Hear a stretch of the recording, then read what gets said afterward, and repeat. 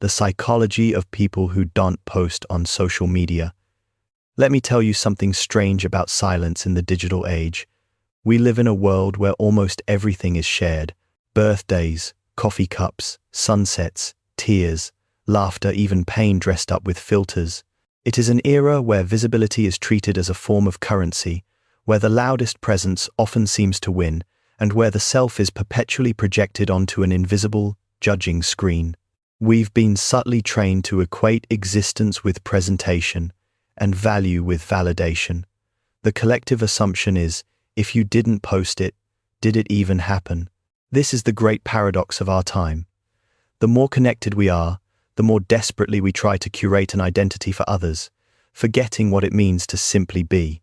Yet, amidst this blinding noise, there are some people, a striking, quiet minority, who remain completely invisible.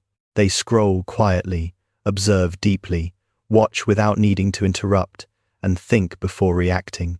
They are the silent observers, the digital ghosts, the ones whose life unfolds entirely off camera. They carry worlds within them, but they rarely, if ever, post. You might even know someone like that, a name on your follower list that never produces content. Maybe you are someone like that. You see the endless audition for belonging, the pressure to turn every moment into content, and you consciously choose to step away. And here is the profound, lingering question that speaks to the core of identity in the modern world, the question that always hangs in the digital air: why? Why would someone choose to stay unseen, unverified, and unposted when the whole world seems to be shouting for attention and digital applause? This is not about shyness or Luddism.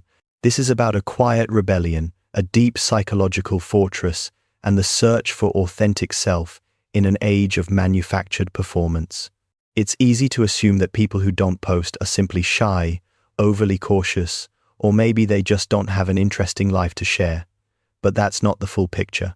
This surface-level judgment misses the deeper, more complex architecture of their inner world. We live in a society that has subtly redefined presence as performance, creating a pervasive social illusion that only visible life has value. The collective misunderstanding is that this digital silence is an act of withdrawal or detachment. The truth, however, is often the opposite. Their silence is not emptiness. It is a fortress of self-control. It is the power to choose what the world doesn't get to consume, the quiet authority to guard their narrative. Whether we admit it or not, social media has subtly reshaped how we define ourselves. It rewards display. It praises noise. Yet, those who deliberately choose the shadows are often the ones who see everything most clearly. They are the students of human behavior, observing the frantic race for validation without participating. Psychologists have found something truly fascinating here. People who refrain from posting frequently often score significantly higher on traits like self-restraint, introspection, and emotional independence. This is hard data telling us that they tend to be less influenced by social comparison and, crucially, less reliant on external validation. In other words, they aren't trying to prove who they are, they're simply trying to understand it. And in a world drowning in staged identity crafting, that self-contained clarity is a quiet, powerful form of rebellion. Because let's be honest, most of what we post is not just communication. It is identity crafting. It's an unconscious audition for belonging, a continuous effort to edit our complex reality into a digestible, approved highlight reel. Every caption, every photo, every status update is a small, whispered question. This is who I am. Do you approve? But when you stop posting, something fundamental shifts inside. You begin to detach your sense of worth from digital applause. You stop thinking in terms of shareable experiences and start rediscovering the sacredness of the moment. This choice is rooted in a deep craving for authenticity, in a space where everything feels staged. It is not about hating social media. It's about refusing to reduce your life into fragments. The quiet ones understand how easy it is to manipulate perception, so they start fiercely valuing what cannot be posted. Silence, depth, imperfection, truth. For many, this decision comes after a subtle, emotional burnout, a realization that every time they shared something beautiful, they felt an invisible pressure to continuously outdo it. They weren't living anymore, they were performing, so they quit quietly, no announcement, just a slow disappearance from the feed, leaving behind only the ghost of a profile. This is the psychological ownership in action. The feeling that something belongs so deeply to you, a memory, an experience that posting it risks fading that ownership, turning it into shared property, open to judgment, misinterpretation, even mockery. It is not that you don't care. It often means you care too much about protecting what is sacred. And this is where the psychology goes deeper, touching upon the very root of self-perception. For many, the decision not to post is not a conscious lifestyle choice, but a deeply wired defense mechanism born from earlier, quieter experiences. The constant need to observe, to stay quiet, to avoid the spotlight, may stem from subtle, repeated moments of emotional neglect or micro-trauma in formative years. Perhaps you grew up in an environment where visibility was dangerous, where saying the wrong thing invited scrutiny, or where expressing needs led to dismissal. You learned early that silence meant safety. You learned that the less you asked for, the less you exposed, the more control you had over your internal world. This avoidance of external validation is often a protective shell. It is the wisdom of a child who realized they couldn't rely on the world to affirm their worth, so they meticulously built their worth from the inside out. In some cases, this quiet self-reliance is a symptom of parentification, where the child had to become the stable, silent caretaker, the one who never had the luxury of expressing vulnerability or asking for the attention that social media demands. They became the one who watched, who scanned the room, who waited until the candles burned down before speaking. They don't retreat because they are weak. They retreat because they learned to be strong too soon, in an environment that made visibility a risk. Their current digital invisibility is the adult manifestation of a childhood need to maintain a silent, unshakable, internal locus of control. But not everyone who doesn't post is doing it from a place of peace, or solely from a place of internal strength. Sometimes, that silence hides exhaustion.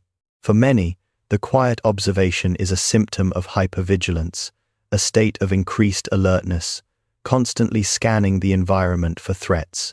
This neurological pattern, often established in response to earlier unpredictability, means you are always waiting for the other shoe to drop, even in the virtual world.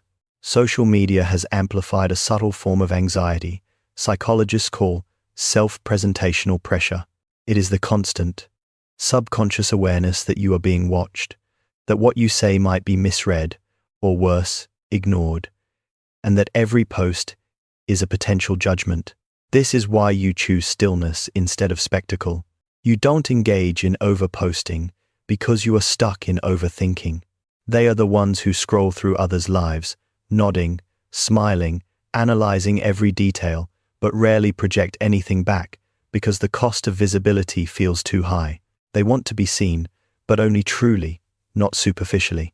They exist in the digital world like a room with many doors, but no one is invited to step inside. This withdrawal, this quiet, overgiving of attention to others while simultaneously withdrawing their own narrative, is a deeply ingrained pattern, a psychological mask worn not for deception, but for self-preservation. This continuous internal labor watching, analyzing, guarding, is why the quietest people online often have the loudest, most overflowing thoughts in their minds. This quiet architecture, built in childhood, shapes every adult relationship you enter.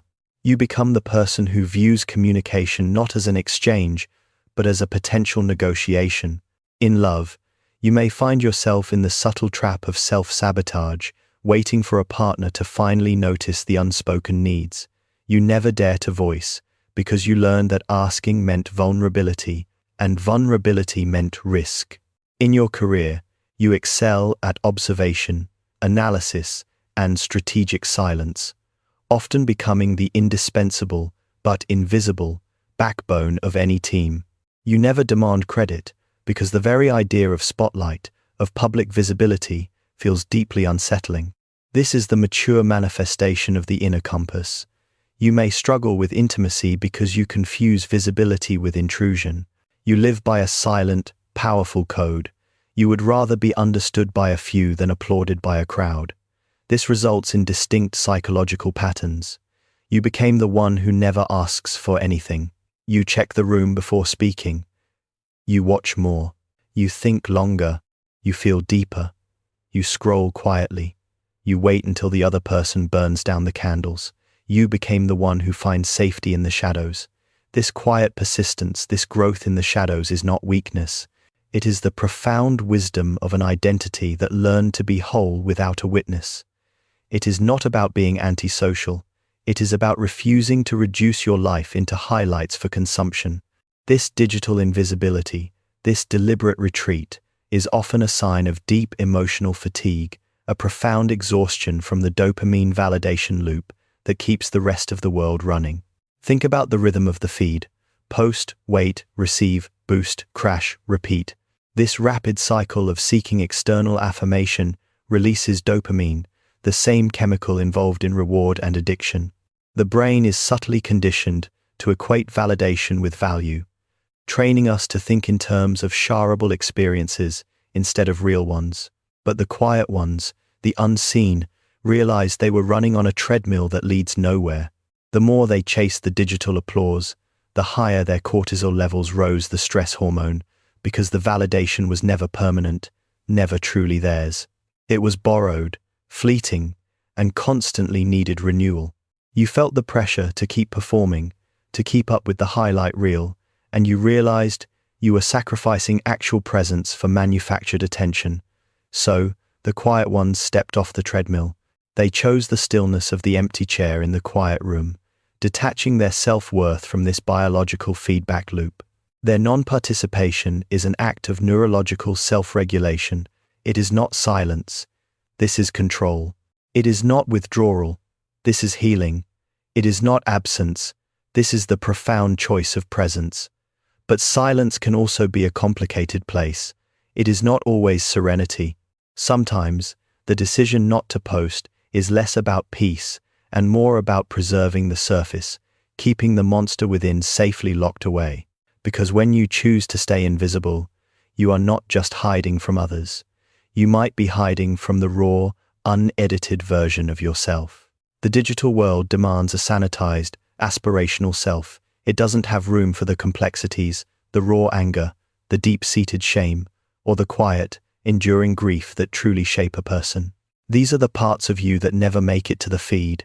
You might find yourself trapped in the cycle of saying, "I'm fine," realizing too late that fine is a mask worn so consistently that you almost forgot the real texture of your own skin.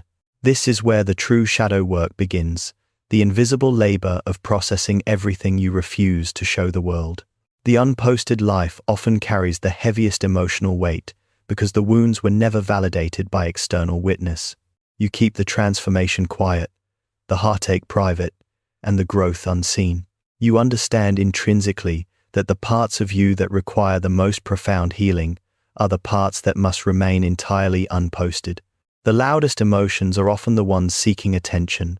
The deepest ones choose to whisper in the dark, and you are the custodian of those whispers. But how do you know if your silence is self-possession or simply self-preservation born from exhaustion? There are red flags your quiet self is desperately trying to show you. The constant scrolling, the deep observation of others, the refusal to share anything. This might not be peace, but a frantic search for cues, a reliance on mirror neurons gone wrong.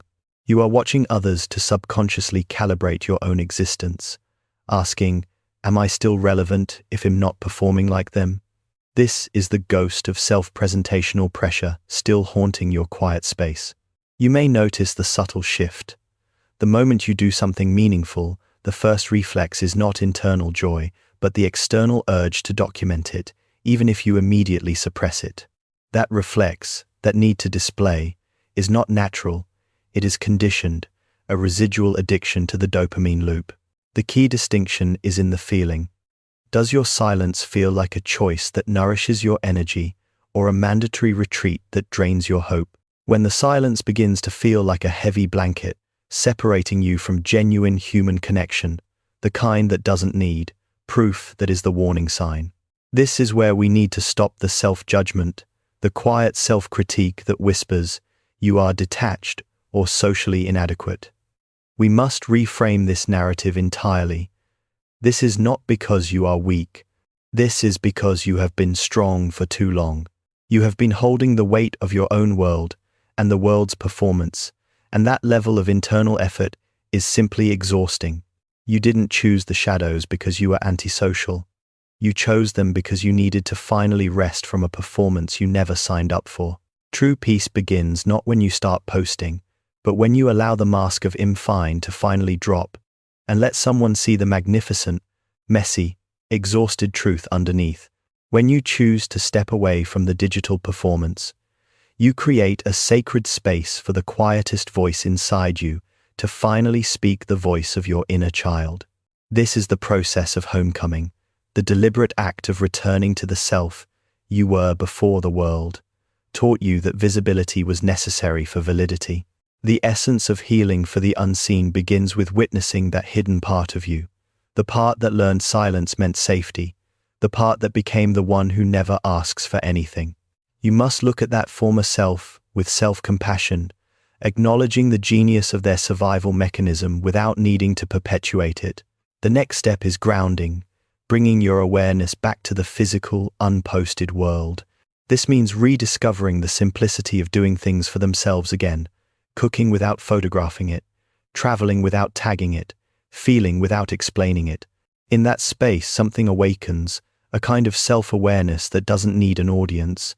The feeling of true presence is the clearest indicator of this shift. You stop thinking about angles or lighting or captions, and you are just there, fully alive, inside the moment instead of outside it. You are cultivating a new rhythm, a new breath that doesn't sync with the scrolling feed, but with the steady hum of your own quiet room. This is the most profound rebellion, accepting that your worth doesn't disappear when nobody's looking.